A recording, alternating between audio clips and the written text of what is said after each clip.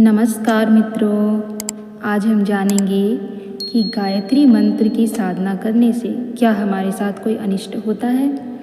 आज इस रहस्य से पर्दा उठाएंगे, क्या वास्तव में गायत्री मंत्र का जप करने से कुछ अनिष्ट होता है या सिर्फ एक ये मिथ्या भ्रांति है जो हम सबके बीच में फैलाई जा रही है ताकि हम गायत्री से दूर रह सकें।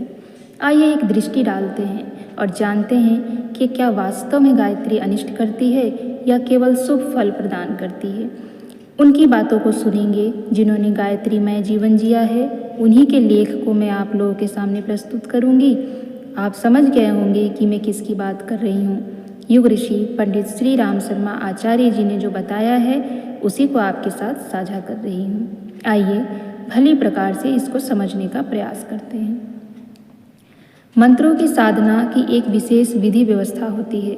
नित्य साधना पद्धति से निर्धारित कर्म कांड के अनुसार मंत्रों का अनुष्ठान साधन पुरस्चरण करना होता है।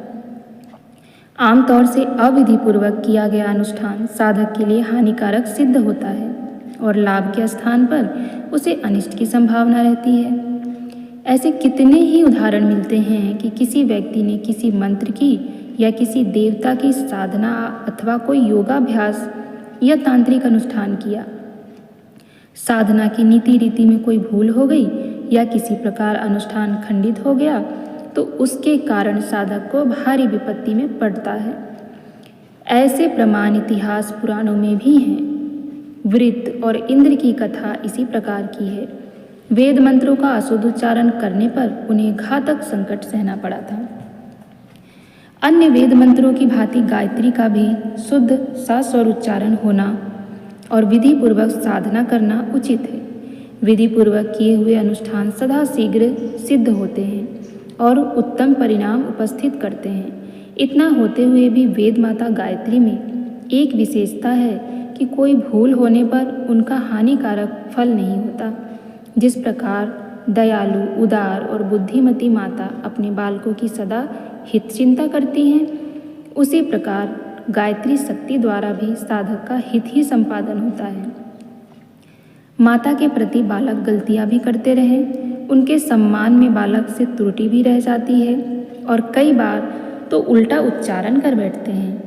इतने पर भी माता न तो उनके प्रति दुर्भाव मन में लाती हैं और न उन्हें किसी प्रकार की हानि पहुंचाती हैं। जब साधारण माताएं इतनी दयालु और क्षमा प्रदर्शित करती हैं तो जग जननी वेद माता सद्गुणों की दिव्य सुरसरी गायत्री से और भी अधिक आशा की जा सकती है।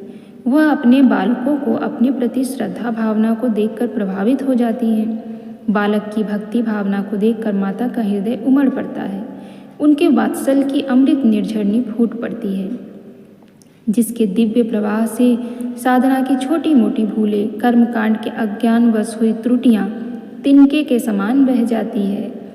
सतोगुणी साधना का विपरीत फल न होने का विश्वास तो भगवान श्री कृष्ण ने भी गीता में दिखाया है और उन्होंने बताया है कि जो सतोगुणी साधना होती है उसका कोई विपरीत फल नहीं होता। आइए जानते हैं कि भगवान कृष्ण ने गीता में क्या कहा है। श्री कृष्ण ने गीता में कहा है कि सत्य कार्य के आरंभ का नाश नहीं होता, वह गिरता पड़ता आगे बढ़ता चलता है, उससे उल्टा फल कभी नहीं निकलता। ऐसा कभी नहीं होता कि सत इच्छा से किया हुआ कार्य असत्य हो जाए और उसका शुभ परिणाम न निकले।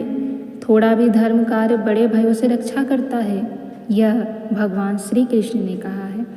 यानी कि जो गायत्री साधनाएं हम वो सत्य कार्य के लिए करते हैं, अपने मन में सद्बुद्धि को प्राप्त करने के लिए कहते हैं, सद्बुद्धि को प्राप्त करने के लिए करते हैं और हमारे मन में सत्य कार्य भी उमड़ता है।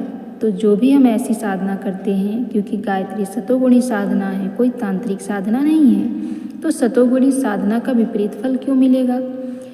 कितने अच्छे शब्दों में युग ऋषि पंडित श्री राम शर्मा आचार्य जी ने समझाया कि एक माँ का हृदय कैसा होता है और अपने बालकों के प्रति उनकी मन स्थिति क्या होती है। अब भी अगर हम नहीं समझेंगे तो ये हमारी दुर्बुद्धि है कि हम गायत्री से दूर हैं, यह तो हमें ही समझना पड़ेगा। कितने अच्छे शब्दों में, कितने सरल शब्दों में भगवान कृष्ण ने भी समझा दिया और युग ऋषि पंडित श्री राम शर्मा आचार्य ने भी समझा दिया। अब भी समय है समझना तो हमें ही पड़ेगा। अगर हम ही नहीं समझना चाहते तो कोई चाहे किसी भी भाषा में क्यों ना समझा ले, हम अपनी बुद्धि से पर्दा नहीं हटाएंगे। लेकिन मैं तो यही कहूँगी कि आपको भी अपनी बुद्धि पर से पर्दा हटाना चाहिए और पर्दा हटाकर सत्य को देखना चाहिए और अमृत को अपने जीवन में धारण करना चाहिए।